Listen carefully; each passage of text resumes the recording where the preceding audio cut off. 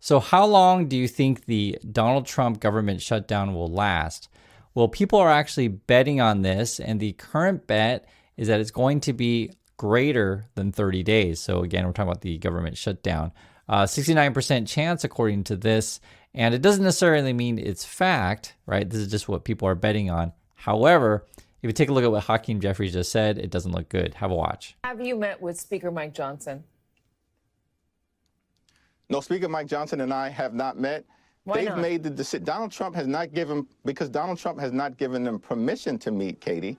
And we know that until Donald Trump gives them permission to meet, they're going to continue to hide as it relates to sitting down and negotiating a bipartisan agreement. So basically, the two sides aren't meeting. And then you have Donald Trump, who is overseas, looking for ways to enrich himself and put money into his pocket. Now, if you take a look at what Republicans are saying today, this is Mike Lee. He's a senator from Utah. You get a sense of their plan. So this is Mike Lee. He says, if we abolished the TSA, right? So Transportation Security Administration, so people who keep us safe at ports, letting airports and airlines arrange their own security, so they want to privatize everything, we wouldn't have to worry about much about government shutdowns affecting air travel. The same can be said for privatizing air traffic control. Who'd be on board with that?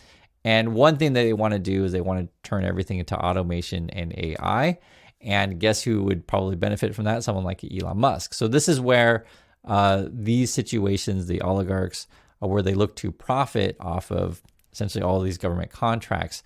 And the big problem also then becomes, what if that's all corrupt and you're not necessarily even, well, one is, let's say the plan is just no good at all, right? Let's not privatize everything. Let's keep it public. So there's that. And then let's say if we do privatize it, then you end up just picking your friends, companies who may or may not work. So I hope you guys understand the problem with this stuff about privatizing everything, but that's a discussion. And if you look at something like a Benny Johnson, I just want to show you guys their point of view on this. They're always celebrating that things like the Department of Education are being dismantled. Trump and Russ Vought were referring to the shutdown as an opportunity because they want to fire everyone. And again, you will, from their point of view, you privatize stuff.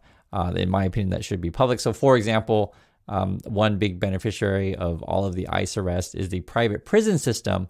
And I've told you guys about this before, both Pam Bondi and Holman. These are people in Trump's administration. They used to be lobbyists for the private prison system. So this is a geo. If you guys don't know, you can find my other videos on that. But that's sort of where we're going. And it becomes even more apparent to where today there was a hot mic moment where Trump was caught on camera. If you want to watch the video, you can. But I'll just say this. It's really hard to pick out the words that they're saying. However, the Reuters actually did. So I'll just read the transcript. It's way better to read this.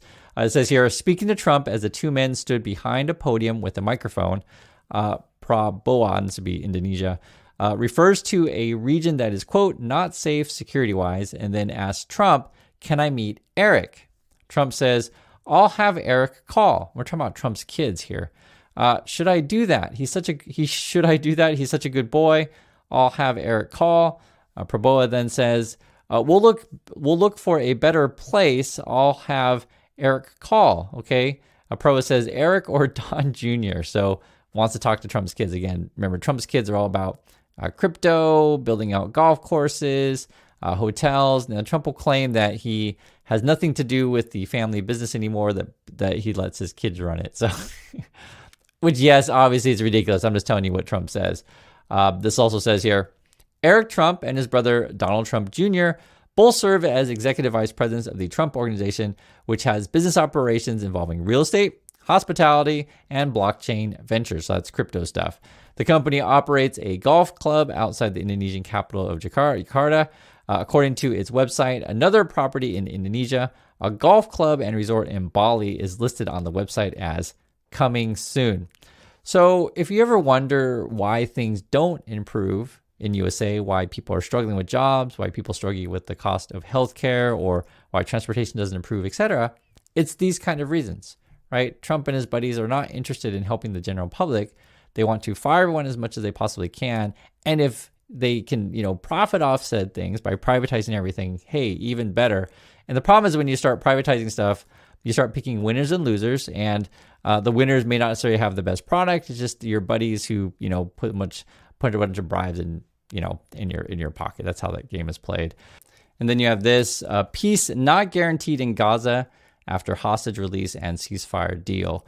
I'll just say this, guys. I've seen a lot of turmoil in the Middle East. I'll give it a decade before I declare, hey, there's finally peace.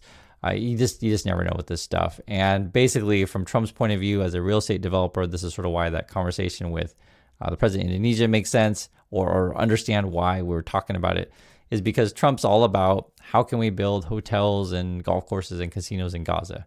Trump said he would be proud to visit Gaza as Enclave faces $50 billion in reconstruction.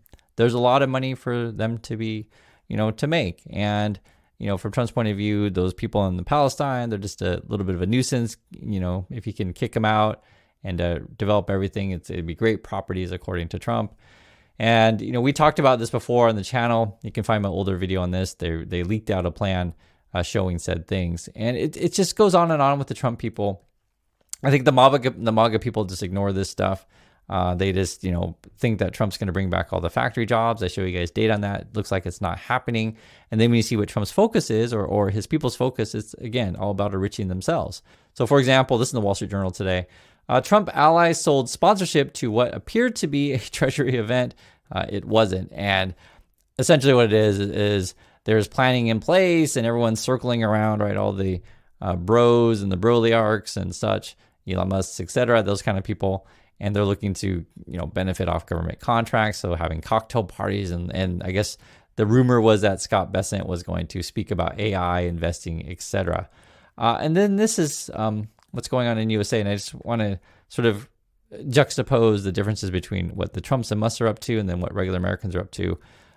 Basically, Americans are just fighting each other. That's essentially what it ends up being. And so then you ignore what Trump and Musk are up to, right? You forget about the inequalities in society and just blame your fellow workers. So, for example, this is just today here, U.S. approaching 340 mass shootings this year after a deadly weekend.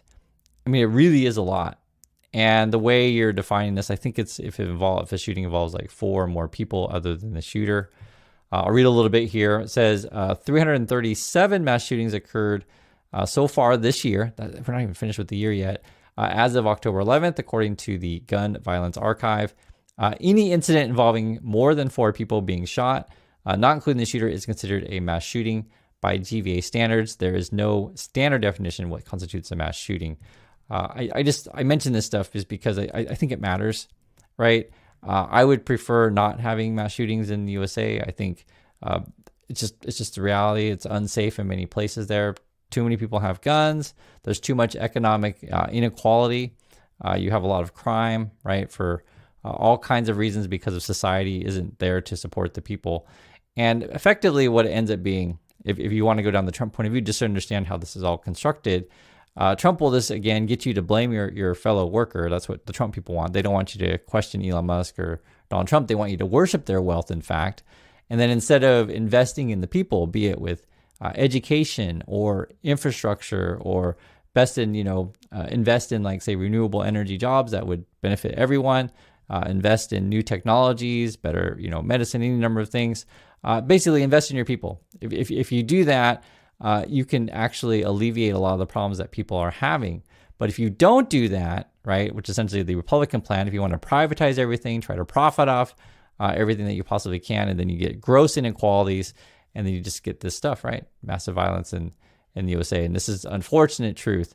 I know it's tough to talk about this stuff, but I just want to lay it all out there so you guys can see exactly what's happening and what the Republican plan is. And at the moment, the shutdown is still continuing, and it looks to be really ugly and greater than 30 days. So that's my thoughts on this stuff. Please be careful out there, and I'll catch you all in the next video.